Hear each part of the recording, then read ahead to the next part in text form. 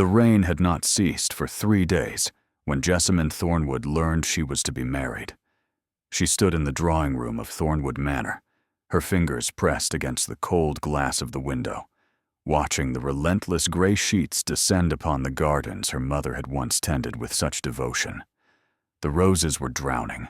The hedgerows had become dark, shapeless masses in the downpour. And somewhere beyond the veil of water and mist, a carriage was approaching, a carriage that would carry with it the terms of her surrender. "You will not weep," her stepmother said from behind her, the words landing like stones upon still water. "You will smile. You will curtsy. You will express gratitude for the honor bestowed upon this family." Jessamine did not turn.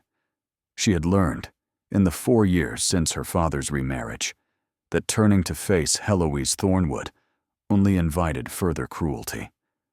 The woman fed upon reactions the way flames fed upon kindling. Starve her of fuel, and she would eventually exhaust herself. "The Duke of Valdren has requested your hand specifically," Heloise continued, and there was something in her voice now, something that slithered beneath the satisfaction. Confusion, perhaps, or suspicion. "I cannot fathom why. You have no fortune, no connections of note. Your mother's family were merchants, for heaven's sake. And yet he asked for you by name. By name." Jessamine's reflection stared back at her from the rain-streaked glass. A pale face, too thin from years of meals, mysteriously forgotten by servants, loyal to her stepmother. Dark hair that refused to hold a fashionable curl. Gray eyes that her father had once called stormy and beautiful, before illness had stolen first his strength and then his memory of her entirely. She was 18 years old, and she had never attended a ball, never been presented at court, never so much as walked through Hyde Park on a gentleman's arm. She was a ghost in her own home, invisible to society. And yet a duke, one of the most powerful men in England, had asked for her by name. "The arrangements have been made," Heloise said, and Jessamine heard the rustle of silk as her stepmother moved closer. "You will be married within the fortnight. The Duke's health is fragile. He wishes to secure his succession before winter sets in." Jessamine's heart stuttered. She had heard the rumors, of course. Servants whispered, and whispers traveled even to forgotten daughters locked away in country estates. The Duke of Valdren was dying. Consumption, some said. A wasting illness of the blood, claimed others. He was said to be confined to his bed, more often than not, attended by physicians who shook their heads and spoke in hushed, hopeless tones. He was not yet 30, and already society had begun to circle his title like vultures awaiting carrion. "You should be grateful," Heloise said. And now she was close enough that Jessamine could smell her perfume. Roses and something darker, beneath, something cloying. "When he dies, and he will die, Jessamine, make no mistake, you will be a duchess, a widow, free. Free." The word was a knife, and Heloise wielded it with precision. Free of this house, free of the woman who had systematically dismantled every happiness Jessamine had ever known. Free, perhaps, to discover what remained of herself after years of careful diminishment. But first, she would have to marry a dying stranger. "I will prepare my things," Jessamine said, and her voice emerged steady, colorless, a voice she had cultivated through countless small humiliations, a voice that gave nothing away. She did not ask why the Duke had chosen her. She did not protest, or weep, or beg for mercy. She had learned that such displays only prolonged suffering. She simply turned from the window, walked past her stepmother without meeting her eyes, and climbed the stairs to the small room at the back of the house that had become her prison. The carriage arrived within the hour. Vuldren Castle rose from the moorland like a great dark beast frozen in stone, its towers piercing a sky that had not shown blue in living memory. Jessamine watched it grow larger through the carriage window, her gloved hands folded in her lap, her heartbeat a distant drum she had learned to ignore. The journey had taken 2 days, and she had spent them in silence, accompanied only by a stone-faced maid her stepmother had sent to ensure propriety, and Jessamine suspected, to report back on any improper behavior. There had been no improper behavior. There had been nothing at all, only mile after mile of gray countryside, villages that appeared and vanished like fever dreams, and the constant rhythm of hooves upon muddy roads. Now the castle loomed before her, and Jessamine understood for the first time why men whispered of the Duke of Valdren with fear in their voices. This was not a home. This was a fortress, a monument to power accumulated over centuries, to wealth so vast it had become almost mythological. The windows were dark despite the afternoon hour. The stone walls were black with age and weather, and yet there was something else, something she could not name, a watchfulness, as if the very structure were alive and waiting. The carriage halted. Footmen appeared, their livery immaculate despite the rain. Jessamine was handed down with careful efficiency, her boots finding purchase on cobblestones, worn smooth by generations of noble feet. "Lady Jessamine." The voice came from the shadows of the great doorway, and she looked up to find a man watching her, tall, silver-haired, with the bearing of a general and the eyes of a priest. "I am Mr. Corvinus, the Duke's steward. His Grace regrets he cannot greet you personally. He is indisposed." Of course he was. Dying men did not stand in doorways greeting their reluctant brides. "I understand," Jessamine said. "I require nothing but a room where I might rest before—" She did not know how to finish the sentence.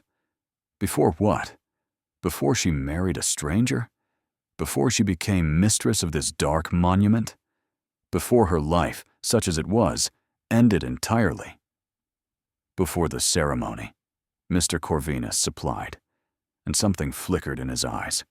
Not pity, exactly, but something adjacent to it. "Yes, I shall have you shown to the Duchess's chambers. They have been prepared for you." The Duchess's chambers, as if she were already wearing the title, already bound to the dying man hidden somewhere within these walls. Jessamine followed a housemaid through corridors that seemed to stretch into infinity, past portraits of stern-faced ancestors, past suits of armor, standing silent guard, past windows that offered glimpses of rain-soaked gardens and distant moors shrouded in mist. The castle was cold despite the fires burning in every hearth. It was the kind of cold that lived in stone, that had accumulated over centuries and would not be banished by mere flame. Her chambers were beautiful, she supposed. A 4-poster bed draped in deep blue velvet. A writing desk positioned near the window. A vanity with a silver-backed mirror that reflected her pale face back at her, making her look like a ghost already. Someone had placed fresh flowers on the nightstand, hothouse roses, impossibly red against the gray day. She was left alone.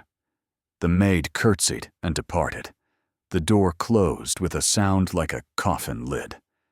Jessamine sat on the edge of the bed and did not weep. She was married at sunset, in a chapel that smelled of incense and age, with rain beating against stained glass windows that transformed the dying light into fractured jewels upon the floor. She had expected the Duke to be carried in, perhaps, or wheeled in some contraption designed for invalids. She had expected a skeletal figure wrapped in blankets, a death mask given just enough breath to speak vows. She had prepared herself for horror, for revulsion, for the particular intimacy of standing beside a man who was more corpse than groom. She had not prepared for what she found, instead. The Duke of Valdren stood at the altar under his own power, dressed in black that made his pale skin appear almost luminous. He was tall, taller than she had expected, and lean in a way that spoke of illness, but not of weakness. His hair was dark, nearly black, swept back from a face that might have been carved from marble by an artist who understood both beauty and cruelty. His cheekbones were sharp, his jaw defined, his mouth a firm line that suggested neither welcome nor rejection. And his eyes. Jessamine's breath caught when she met his eyes. They were gray, like her own. But where hers were the soft gray of storm clouds, his were the gray of steel, of flint, of something that had been through fire and emerged harder for the burning. Those eyes watched her approach with an intensity that made her feel stripped bare, catalogued, weighed against some measure she could not perceive. He did not look like a dying man. He looked like a predator, patient, contained, waiting. The ceremony passed in a blur of Latin and candlelight. She spoke when prompted. She allowed her hand to be taken, her finger to receive a ring that felt too heavy for such a delicate band of gold. She signed her name in a ledger that smelled of dust and roses and something else, something metallic that she would later realize was blood. Old blood, dark blood, the blood of generations of brides who had stood where she stood and wondered what they had surrendered. When the priest pronounced them man and wife, the Duke turned to her. He did not smile. He did not offer words of comfort or welcome. He simply looked at her with those steel-gray eyes, and then he leaned close, so close she could smell sandalwood and something medicinal beneath it, something that spoke of illness carefully masked, and pressed his lips to her forehead. It was not a kiss of passion. It was a kiss of claiming. "Tonight," he said, and his voice was low, rough at the edges, carrying the weight of something she could not yet name. "There are things you must know, Jessamine, things that cannot be spoken in daylight." And then he released her, turned, and walked from the chapel without looking back. The wedding dinner was a spectacle of wealth and emptiness. Jessamine sat at the head of an impossibly long table, surrounded by servants who moved like shadows and courses of food she could not taste. Her husband, how strange those words felt even in her own mind, sat at the opposite end, too far for conversation, close enough that she could feel his gaze upon her like a physical weight. He ate little. He drank less. He spoke to the servants in a voice too quiet to carry, and they responded with a deference that bordered on fear. Once, only once, she caught him watching her with an expression she could not read, something that might have been hunger, might have been regret, might have been the particular patience of a man who has learned to wait for what he wants. She looked away. She did not know how to hold that gaze, did not know what he expected of her, did not know anything about the man she had married, except that he was supposed to be dying, and yet seemed terribly, frighteningly alive. At 10 o'clock, the steward appeared at her elbow. "Your Grace," he said, and it took her a moment to realize he was speaking to her. She was Your Grace now. She was a duchess. She was the wife of the man at the other end of this endless table. "The Duke requests your presence in his private chambers." Jessamine's hands trembled only slightly as she set down her fork. She had known this was coming, had dreaded it since the moment she learned of her engagement. The wedding night. The marriage bed. The duty of wives since time immemorial, to lie still and submit and pray for the conception of an heir. But as she rose and followed Mr. Corvinus through corridors grown dark with evening shadows, she found that fear was not what consumed her. It was curiosity. It was the memory of her husband's voice in the chapel. "There are things you must know, Jessamine, things that cannot be spoken in daylight. What secrets could require darkness to tell?" The Duke's chambers occupied the highest tower of Vuldren Castle, reached by a spiral staircase that wound upward, like a question with no answer. Jessamine climbed alone. Mr. Corvinus had departed at the base of the stairs, with a bow and a murmured well-wishing that felt more like condolence. Her candle cast flickering shadows on ancient stone walls, and her footsteps echoed in the silence like a heartbeat made audible.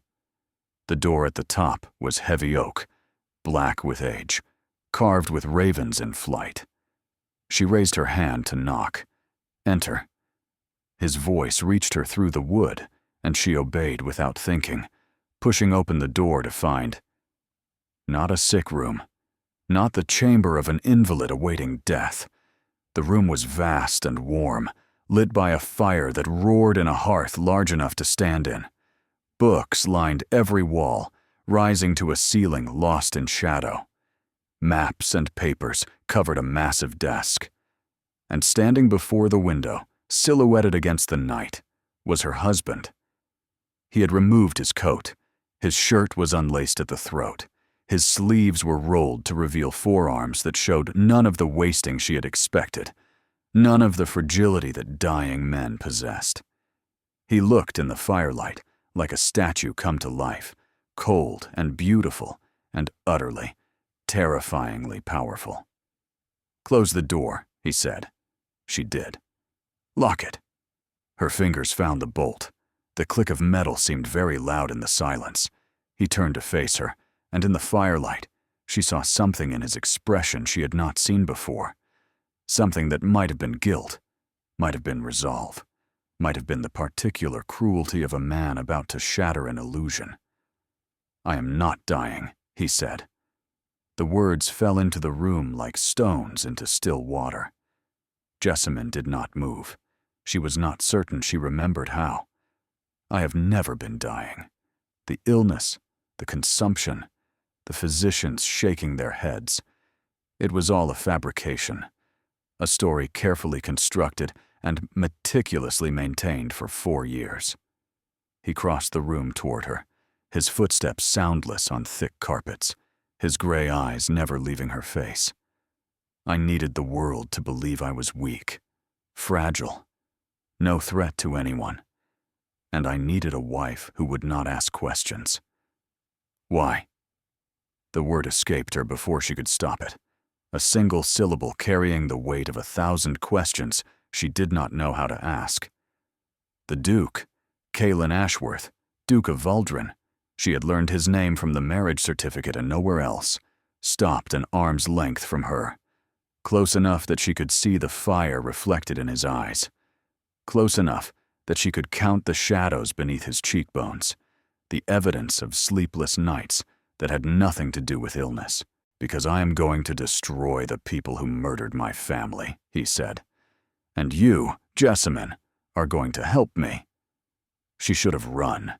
She should have unlocked that door and fled down those spiral stairs and found the nearest servant to call for a carriage, a horse, anything that would carry her away from this castle and this man and the madness he had just spoken so calmly into the firelit dark. But Jessamine Thornwood had spent 4 years learning to survive. She had learned that running only worked when you had somewhere to run to, and she had nowhere. Thornwood Manor was no longer her home. Her father did not know her. Her stepmother would sooner see her dead in a ditch than return to her doorstep with scandal attached. She was trapped, and trapped things, she had learned, did not run. They watched. They waited. They looked for weakness. "Tell me," she said. Something flickered in the Duke's eyes. Surprise, perhaps, or respect, or the beginning of something she could not name. "Sit," he said, and gestured toward a chair near the fire. "This will take some time." She sat. He did not. Instead, he moved to his desk and poured 2 glasses of brandy from a crystal decanter, handing her one without asking if she wanted it. The glass was warm in her hands. The liquid inside was the color of autumn leaves. "My father," Caelan began, "was the 8th Duke of Vuldren. He was a good man. perhaps too good for the world he inhabited. He believed in honor, in justice, in the notion that a man's word was sacred and that loyalty should be repaid with loyalty. He paused, staring into his own glass. He was wrong. Jessamine waited. She had learned that silence often yielded more than questions. He had 2 close friends, the Duke continued, men he had known since childhood, men he trusted with his fortune, his secrets, his family. Lord Percival Ashworth, my uncle, my father's younger brother, and the Marquis of Holloway, a man named Silas Renwick. The names fell from his lips like poison. They betrayed him. How? They wanted what he had, the title, the fortune, the power that comes with being Duke of Valdren, and they were patient. Kaelin's jaw tightened. They spent years laying the groundwork, forged documents, whispered rumors, debts manufactured from thin air, and when the time was right, they struck. He moved to the window, his back to her, his silhouette black against the rain-streaked glass. I was 23 when my father died. The physicians called it apoplexy, a sudden seizure of the brain, they said. Natural causes. But I found the vial hidden in my uncle's study. I found the letters between him and Renwick, discussing dosages and timing. They poisoned him, Jessamine. Slowly, over months, they poisoned my father, and when he finally died, they had already positioned themselves to claim everything. Jessamine's hands tightened around her glass. She thought of her own father, wasting away in that darkened room, his mind, stolen piece by piece, while Heloise circled like a vulture. They expected me to be easy to control, Kaelin continued, a young duke, grieving, inexperienced. They expected to become my advisors, my handlers, my puppeteers. But I had found their letters. I knew what they had done. And I knew that if I confronted them, if I made any move against them, I would meet the same fate as my father. So you pretended to be dying, Jessamine said, and the pieces began to fall into place. The rumors, the physicians, the fragility that everyone believed in so completely. So I pretended to be dying. He turned to face her, and in his eyes, she saw something that looked almost like grief. I have spent 4 years cultivating weakness, 4 years letting them believe they have already won, 4 years planning, watching, gathering evidence. And now, finally, I am ready to strike. Where do I fit into this? Jessamine asked. Why did you choose me? The Duke was silent for a long moment. When he spoke, his voice was quieter than before, carrying an edge she had not heard until now. Do you remember your mother, Jessamine? The question struck her like a blow. Of course she remembered her mother, Marguerite Thornwood, née Kingsley, the merchant's daughter, who had somehow captured the heart of a minor baron and spent every day of her marriage reminding her husband why he had chosen love over fortune. Jessamine remembered her laugh, her garden, the way she would read poetry aloud on rainy afternoons. She remembered the way her mother had died. Suddenly, inexplicably, a fever that had come from nowhere and burned through her in 3 days. She had been 12 years old. Yes, she whispered. Your mother, Kaelin said, was my mother's closest friend. The world tilted. Jessamine gripped the arms of her chair, certain that if she let go, she would fall into some abyss that had just opened beneath her feet. They met in London, before either of them married. 2 young women from families the ton considered beneath notice. They wrote to each other for years, even after my mother became Duchess of Vuldren, and yours became a baroness in the countryside. And when they both died, within months of each other, I thought it was merely cruel coincidence. You think, Jessamine could not finish the sentence. I think your mother was killed because she knew too much. Kaelin crossed to her, knelt before her chair, so that their eyes were level. My mother died a year before my father. The same sudden illness, the same inexplicable fever. At the time, I was too young to question it. But when I found my uncle's letters, I found other names, other deaths, other people who had stood in the way of Percival Ashworth and Silas Renwick's ambitions. My mother's name was mentioned 3 times. Jessamine's glass slipped from her fingers.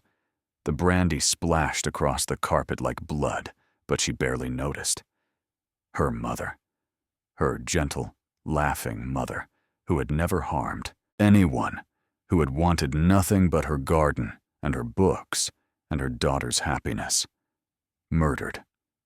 "I chose you," Kaelin said, "because you deserve the truth, because you have suffered at the hands of people connected to the same web of corruption that stole my family. And because—" He hesitated, and for the first time uncertainty crossed his features. "Because I hoped you might want revenge, as much as I do." They talked until dawn. Kaelin told her everything. The slow, painstaking investigation he had conducted from his supposed sickbed. The network of loyal servants and informants he had built. The evidence he had gathered, piece by piece, documenting every crime, every conspiracy, every drop of poison his uncle and Lord Renwick had administered over the years.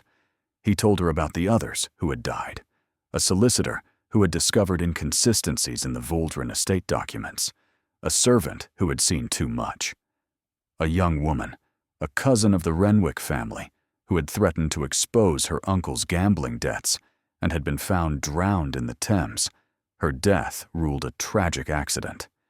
And he told her about his plan. "Lord Renwick's daughter is to be presented at court this season," Kaelin said. "Lavinia Renwick. She is 20 years old, beautiful, accomplished, and utterly convinced of her family's superiority. She believes she will marry an earl at minimum. Her father has been negotiating with several families. And what does she have to do with your revenge? Nothing. Yet." A cold smile crossed Kaelin's lips. "But Lord Renwick loves his daughter more than anything in this world. More than power. More than money. More than his own life. She is his weakness, Jessamine, and weaknesses can be exploited." "You mean to ruin her?"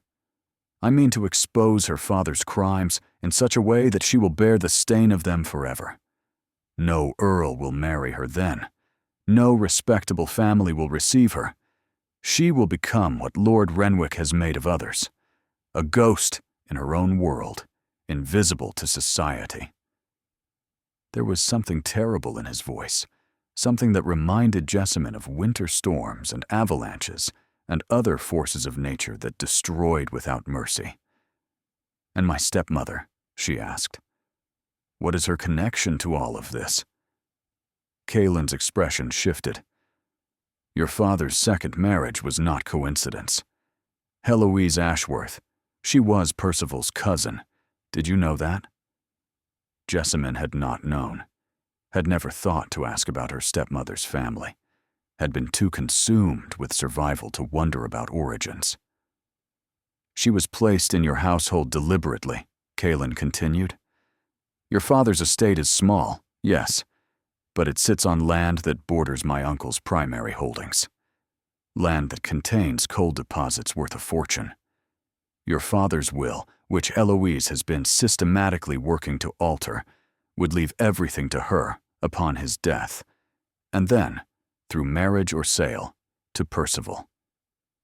"They have been planning this for years," Jessamine breathed. "They have been planning this since before your mother died." The fire had burned low. Gray light was beginning to seep through the windows, turning the rain-washed world outside into something pale and ghostly. Jessamine felt as though she had aged a decade in a single night, as though the girl who had climbed those spiral stairs no longer existed. In her place was someone new, someone harder, someone who understood, finally, that the world was not merely cruel, it was calculated. "What do you need from me?" she asked. Kaelin studied her for a long moment. "I need you to be exactly what everyone expects the dying Duke of Valdren's bride to be. Quiet, unremarkable, easily overlooked. I need you to accompany me to London for the season, to attend balls and dinners and garden parties, to watch and listen and report back to me everything you observe. You need a spy? I need a partner." He rose from where he had been kneeling, extending his hand to help her from the chair. "I have spent 4 years alone in this castle, planning revenge against people who believe they have already won. I am tired of being alone, Jessamine. I am tired of pretending to be weak while the people who murdered my family flourish." His hand was warm in hers, strong, not the hand of a dying man at all. "I cannot promise you love," he said quietly. "I do not know if I am capable of it anymore. But I can promise you honesty. I can promise you partnership. And I can promise you that when this is over, your stepmother will know what it feels like to lose everything she has stolen." Jessamine looked up at him, at this man who was her husband, this stranger who had just offered her something she had never expected to receive, a choice. "Then I will help you," she said. The season began 3 weeks later, and Jessamine found herself transformed. Not in the ways that Heloise had always implied she needed transformation. The weight she should gain, the curls her hair should hold, the accomplishments she should possess. No, Kaelin had transformed her differently. He had given her knowledge, purpose, a reason to observe the glittering world of the Tun with eyes that saw not beauty, but weakness. Their arrival in London caused the precise stir Kaelin had predicted. The dying Duke of Valdren making a rare appearance in society with his mysterious new bride. The gossip sheets could hardly contain themselves. Speculation ran rampant. Was the Duke truly as ill as reported? How long before the poor girl became a widow? And where on earth had he found her? Jessamine let them speculate. She played her role perfectly. The quiet country bride, overwhelmed by London society, grateful simply to be acknowledged. She spoke little at parties. She danced only with her husband, and even then, rarely, for he took care to appear as fragile as reputation demanded. She watched, and she learned. She learned that Lord Percival Ashworth, her husband's uncle, had a gambling habit he concealed from society, but could not conceal from the servants he stiffed on payments. She learned that Lord Renwick's wife had not been seen at any social function for nearly a year, and that rumors whispered of a private asylum somewhere in the countryside. She learned that Lavinia Renwick, for all her beauty and accomplishment, had a temper that had already driven away 2 potential suitors, information her father had paid handsomely to suppress. She also learned something unexpected. She learned that her husband, for all his cold demeanor and calculated plans, was capable of moments that surprised her. The way he would catch her eye across a crowded ballroom and incline his head just slightly, acknowledging her without drawing attention. The way he ensured she was served first at every meal, given the warmest spot near the fire, provided with books from his personal library when he noticed her reading preferences. The way he touched her, not intimately. Their marriage remained unconsummated, a fact Kaelin had explained on their wedding night with characteristic bluntness. "I will not take what has not been offered," he had said. "When you are ready, if you are ever ready, you need only say." But he touched her in other ways, his hand on the small of her back as they entered a ballroom, his fingers brushing hers as he handed her into a carriage, his lips against her temple when they parted ways each evening, a ritual that had begun as performance for the servants and become something else entirely. Jessamine found herself anticipating those touches, looking for them, wondering what it would mean to offer more than she had. But there was no time for such wondering, not now. Not when the first phase of Kaelin's revenge was about to begin. The Renwick Ball was the event of the season. Lord Renwick had spared no expense. The townhouse blazed with thousands of candles. The champagne flowed freely, and the orchestra had been imported from Vienna. All of London society had been invited, and all of London society had accepted, eager to see where the Marquis's daughter would set her cap this year. Jessamine entered on her husband's arm, wearing a gown of deep blue silk that Kaelin had commissioned specifically for the occasion.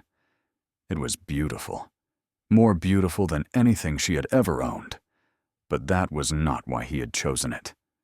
Blue was the color of mourning in the Vuldren family, a subtle message that only a few would understand. "Remember," Kaelin murmured as they descended the grand staircase into the ballroom. "Tonight is simply observation. We are not ready to strike yet." "I remember," she murmured back. "Watch and listen.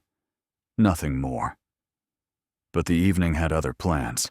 She saw her stepmother first, Heloise, resplendent in rose silk, holding court near the refreshment table with a cluster of society matrons. The sight of her sent ice through Jessamine's veins. She had not seen the woman since leaving Thornwood. Manor had not thought about her, except in the abstract terms of Kaelin's larger plan. But there she was, laughing, thriving, wearing jewels that had belonged to Jessamine's mother. "Easy," Kaelin said, his hand tightening on her arm. "She cannot hurt you any more." "I know." Jessamine forced herself to breathe. "I know." But the evening's true shock came later. She had excused herself to the retiring room, needing a moment away from the crush of bodies and the weight of pretense. The hallway outside was quiet, lit by wall sconces that cast dancing shadows on papered walls. She was about to return to the ballroom when she heard voices drifting from a half-open door. "Cannot keep delaying." A man's voice, rough with frustration. "The physicians are beginning to ask questions. If word gets out that he's not actually patience." Another voice, cold and controlled. Lord Renwick. She recognized it from the receiving line. "The Duke will be dead by summer's end. The marriage was a setback, yes, but the girl is a nobody, easily controlled. When Valdren dies, Percival will assume guardianship of the estate until the widow can be persuaded to sign over her rights. And if she can't be persuaded, then she will meet the same fate as her mother." Jessamine's blood turned to ice. "The poison is already prepared. Corvinus has been harder to turn than expected, but we have others in the household. By the end of summer, the Duke of Valdren will be dead, his widow will be dead, and Percival will control everything." She backed away from the door. Her heart was pounding so loudly she was certain they would hear it, certain they would emerge and find her standing there with knowledge she was never meant to possess. She made it to the ballroom without being seen. She found Kaelin near the windows, engaged in conversation with an elderly countess. She caught his eye. She watched recognition flash across his features, recognition that something had happened, something had changed. He excused himself. He came to her. He took her hand. "What is it?" he asked, low enough that no one else could hear. "They're planning to kill you," she whispered, "before summer's end. And then me." Something shifted in his eyes. The cold calculation was still there, but beneath it, blazing like embers beneath ash, was rage. "Then we will have to move faster than planned," he said. The weeks that followed were a whirlwind of careful manipulation. Kaelin accelerated his plans with surgical precision. Documents that had been held in reserve were suddenly leaked to solicitors. Rumors began to circulate about Lord Renwick's financial difficulties, rumors that upon investigation proved to be true. A servant in Lord Percival's household was persuaded to testify before a magistrate about certain irregularities she had witnessed. And through it all, Jessamine played her role. She continued to attend balls and dinners, continued to be the quiet, unremarkable Duchess everyone expected. But now she watched with different eyes. She noted every glance exchanged between Renwick and Percival. She catalogued every whispered conversation, every nervous twitch, every sign that the two conspirators were beginning to feel the ground shift beneath their feet. She also began to notice something else. Kalen was watching her differently. The touches that had once been performance were becoming something more deliberate. His hand would linger on hers a moment longer than necessary. His eyes would find her across crowded rooms and hold her gaze with an intensity that made her breath catch. At night, when they retired to their separate chambers, she would lie awake imagining what it would be like to not be separate. One evening, after a particularly exhausting dinner party, she found herself alone with him in the library of their London townhouse. Rain was falling outside. It seemed to rain constantly, as if the sky itself were mourning, and a fire crackled in the hearth. "You were magnificent tonight," Kalen said. He was seated in a wing-back chair, brandy in hand, watching her with those gray eyes that saw everything. "Lady Pemberton suspects nothing. She believes you genuinely admire her ghastly watercolors." "They are ghastly," Jessamine agreed, sinking into the chair opposite him. "But she is close to Lord Renwick's wife. She may have information about the asylum. She may." He was quiet for a moment, studying her. "You have changed, Jessamine." "Have I?" "When you first arrived at Vuldren, you were careful, contained. You kept yourself apart, even when we were in the same room." He set down his brandy and leaned forward, elbows on his knees. "Now you occupy space like you have a right to it. You speak like you expect to be heard.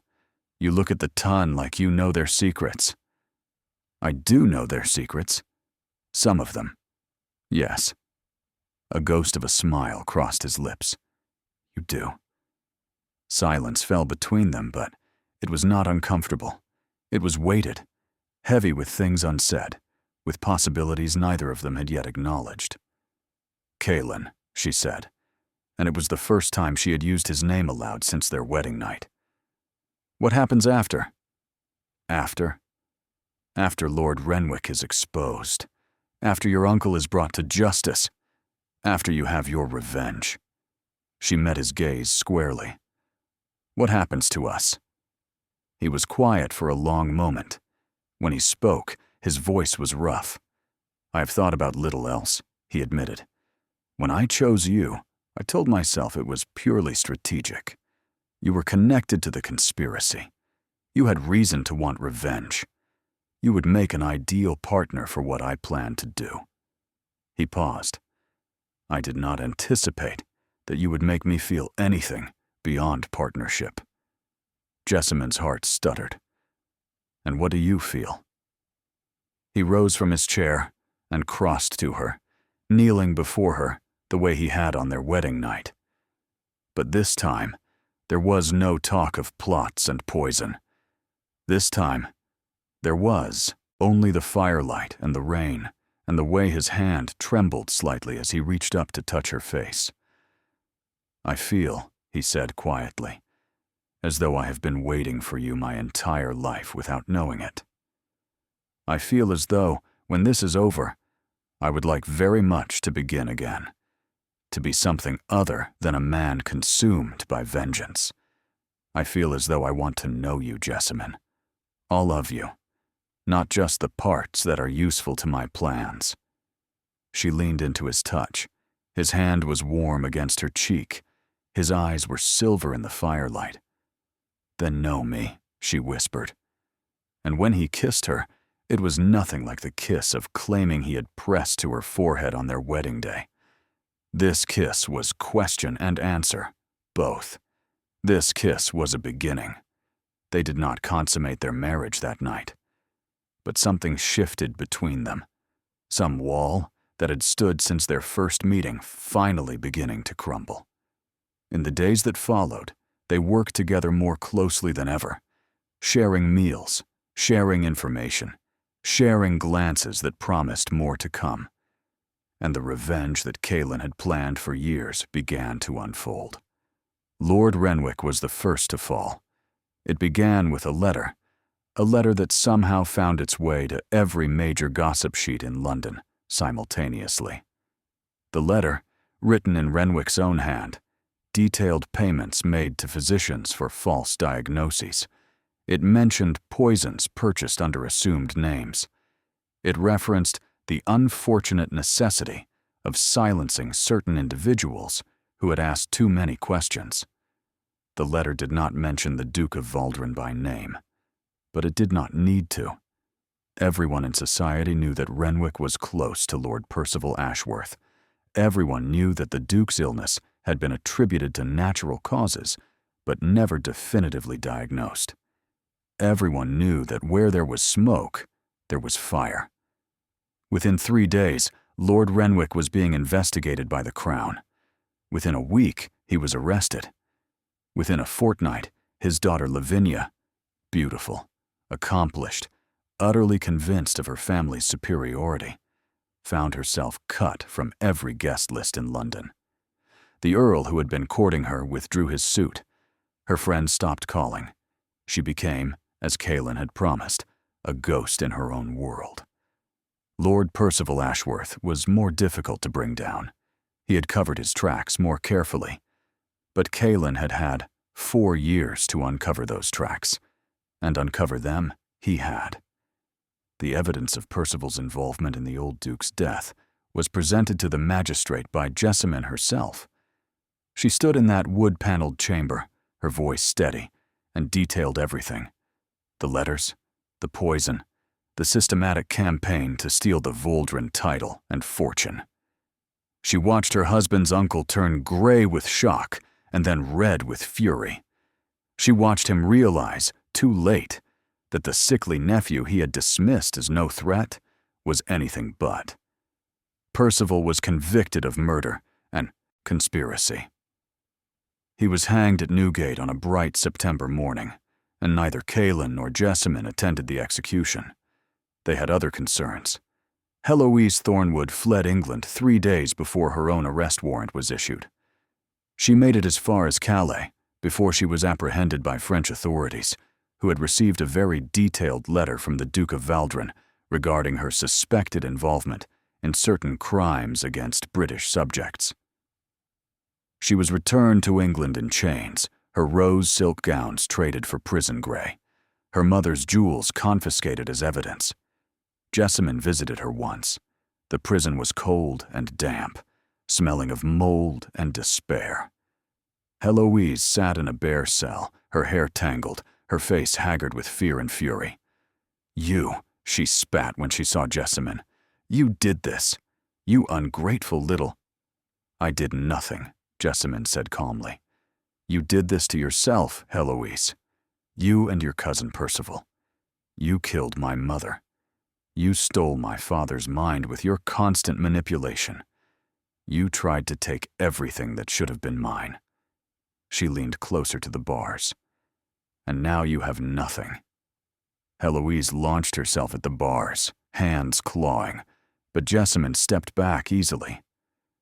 "My father's estate has been returned to the Thornwood name," she continued. "His physicians have discovered that his confusion was caused by a substance being administered to him regularly, a substance traced back to the household supplies you controlled. He is recovering, Eloise. Slowly, but recovering. He asked about me yesterday. He remembered my name." The sound that escaped Eloise was barely human, a shriek of rage and despair that echoed off the stone walls. "You will hang," Jessamine said, "or you will spend the rest of your days in a cell like this one. Either way, you will never harm anyone I love again." She turned and walked away without looking back. Autumn came to Vuldren Castle in shades of gold and amber, the moors transforming from bleak gray to something almost beautiful. Jessamine stood at the window of the Duchess's chambers, truly hers now in every sense, and watched the leaves fall, arms wrapped around her from behind. Kaylin's chin came to rest on her shoulder, his breath warm against her neck. "The solicitors have finished," he said. "Everything is settled. The title is secure. The conspirators are either dead or imprisoned. It is over, Jessamine." "Is it?" She turned in his arms to face him. "You spent 4 years planning revenge. What will you do now that it is complete?" He considered the question. In the months since their wedding, she had watched him change, the cold calculation giving way, slowly, to something warmer. He smiled more now. He laughed, occasionally. He touched her not as performance, but because he wanted to, because he could not seem to help himself. "I thought," he said slowly, "that I might learn to live again, to be something other than vengeance given human form." His hands settled on her waist, drawing her closer.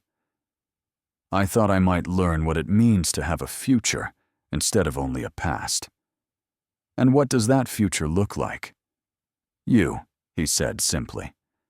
"It looks like you, Jessamine. It has looked like you since the moment you walked into my chapel and met my eyes without flinching."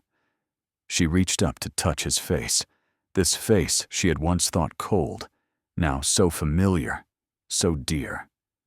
"I love you," she said. "I do not know when it happened. Perhaps in the library, when you knelt before me and admitted that you felt something beyond partnership. Perhaps before that, in all those moments when you touched me like I mattered. Perhaps it was always going to happen, from the first moment we met." "Jessamine," her name was a prayer on his lips. "I have loved you since you asked me what happens after. No one had ever asked me that. No one had ever suggested there might be something beyond revenge." He kissed her then, deep and thorough, and when they finally broke apart, they were both breathing unsteadily. "Come to bed," he murmured against her lips. "Come to bed, and let me show you what our future looks like." She went. 4 years later, Vuldren Castle was no longer a dark fortress brooding on the moors. Oh, the stones were still ancient, the towers still piercing the sky, the ravens still circling overhead. But the windows blazed with light now, and the gardens had been restored to something approaching beauty. The halls that had once echoed with silence now rang with the sound of small feet running, of childish laughter, of a family growing where once there had been only ghosts. Jessamine stood on the terrace, watching her husband chase their son through the rose garden. The boy was 3 years old, with his father's dark hair and his mother's gray eyes, and he shrieked with delight as Kaylin pretended to be unable to catch him. "Your Grace?" A servant appeared at her elbow. "A letter has arrived. From your father." She took the letter with a smile. Her father had recovered almost completely from his years of poisoning, though his memory remained unreliable at times. He wrote to her every week, letters full of questions about his grandson and observations about his garden, and, occasionally, fragments of memories he had recovered, memories of her mother, of Jessamine's childhood, of the family they had been before darkness descended. He had visited twice since her marriage. Each time he had wept when he saw her, wept with joy and with grief for the years he had lost. "Mama!" Her son came racing up the terrace steps, Kaylin following at a more measured pace. "Papa says there will be a storm tonight. Will there be lightning? Will there be thunder?" "There may be both," she said, catching him up in her arms. "But you will be safe inside, warm and dry." "I'm never afraid of storms," the boy announced solemnly. "Papa says Vuldren Castle has stood through 1,000 storms and will stand through 1,000 more." "Your papa is very wise," Jessamine agreed, meeting her husband's eyes over their son's head. Kaylin smiled, that smile she had never expected to see on his face when they first met, that smile that transformed him from predator to protector. "Come," he said, extending his hand. Let us go inside. I believe Cook has prepared something special for dinner." Jessamine took his hand. She let him lead her into the warmth and light of the castle that had become her home. Behind them, the first drops of rain began to fall. The sky darkened. Thunder rumbled in the distance, a sound like great drums heralding something momentous. But inside Valdren Castle, there was only love. And that, Jessamine thought, was the only revenge that truly mattered. To be happy, to be whole, to build something beautiful from the ashes of destruction. She had married a dying man to save herself. She had discovered he was not dying at all, but hunting. And in the end, they had found each other, two wounded souls made whole. The storm broke over the moors, wild and fierce and full of fury. But inside the castle, by the fire, with her husband's arm around her and her son playing at their feet, Jessamine Ashworth, Duchess of Valdren, had never felt more at peace. And when she looked at Calen, when she saw the man he had become, the father, the partner, the love of her life, she knew that some revenges ended not with destruction, but with grace. This was theirs. This was their beginning, and it was enough.